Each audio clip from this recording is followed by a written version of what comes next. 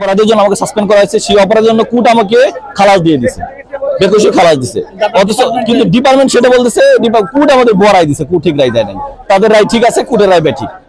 এখন আমরা সেটার জন্য ডিপার্টমেন্ট কোর্ট অমান্য করছে, তাদের একটা আইনে আছে, তারা বলছে যে আমাদের আইনে আমরা দিতে পারি, তাদের আইনে তারা আমাকে চাকরিচ্যুত করছে, কিন্তু কোর্ট আমাকে সেই অপরাধের জন্য আমাকে বেকসুর খালাস প্রদান করছে। হ্যাঁ, আমি হাইকোর্টের ট্রাইব্যুনাল চালাচ্ছি, এটি মামলা চলমান আছে আমার।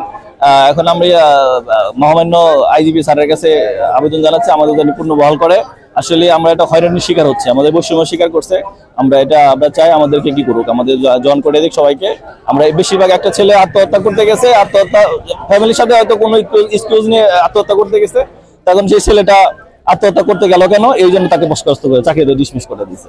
এটা কি বৈষম্য শিকার নয়? এখন সেই ছেলেটা এখন আন্দোলনে চলে যাচ্ছে। তাহলে অক্টোবর মাসে চাকরিচ্যুত করা হয়েছে, আর আমার মামলা হয়েছে 2023 সালের ডিসেম্বরে। আমি পুলিশের এসআই ছিলাম, ঢাকা এসবিতে কর্মরত ছিলাম। থাকা অবস্থায় আমাকে বৈষম্য স্বীকার করা হয়েছে। আমি আমার চাকরি পূর্ণ বহালের জন্য দাবি জানাচ্ছি। না, কোনো কিছু দেয়নি, লিখিত কোনো কিছু দেয়নি। মধু ভাবে বলে গেল আইনের মাধ্যমে আসতে হবে। আইনকে 5 মাস আগে আমাদের আইনের মাধ্যমে, 5 মাস পরে কেন বললো? 5 মাস 6 মাস আগে বললো না কেন? 5 আইনের মাধ্যমে তখন বললো যে আমরা নিব। কি ভালো, উনি ভালো বোঝে কি কি আইনের মাধ্যমে কি, সেটা আমাদেরকে ভালো করে বলেন নাই। পুনরায় চাকরি পাইছে।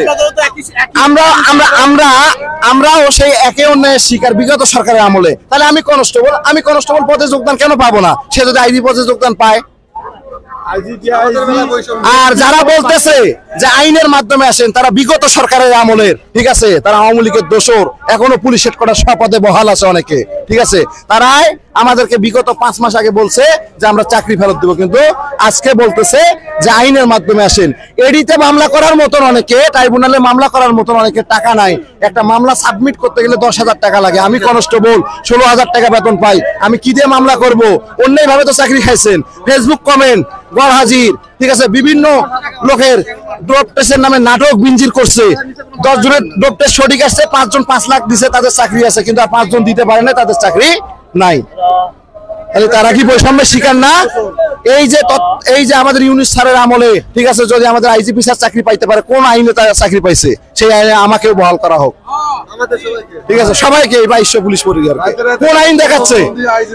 সংবিধানে বলা আছে 32(2) অনুচ্ছেদে ডিআইজি বলতেছে আইনের মাধ্যমে আসেন। আমি যেটা শুনতেছি, সবাই যেটা শুনতেছে, সংবিধানে উল্লেখ আছে যদি কোনো আইনের দ্বারায় কোন কর্মচারী কর্মকর্তার মৌলিক অধিকার হরণ করা হয়, ঠিক আছে, তাহলে ওই আইন ওখান থেকে বিনিষ্ঠিত হয়ে যাবে, ঠিক আছে। তাহলে কোন আইন দেখাচ্ছে আমাকে? সংবিধানের উদ্দেশ্যে কোনো আইন আছে?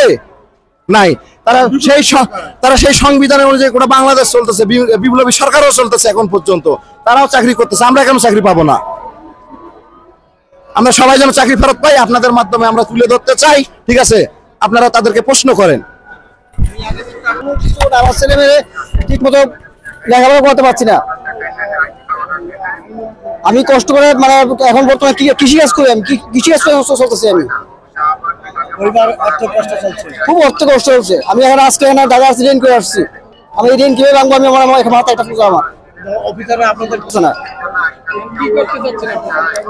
আমরা চাচ্ছি এখানে যতক্ষণ মতো আমাদের সুষ্ঠু রেজাল্ট না পাবো, ততক্ষণ মতো আমরা এখানে থাকবো।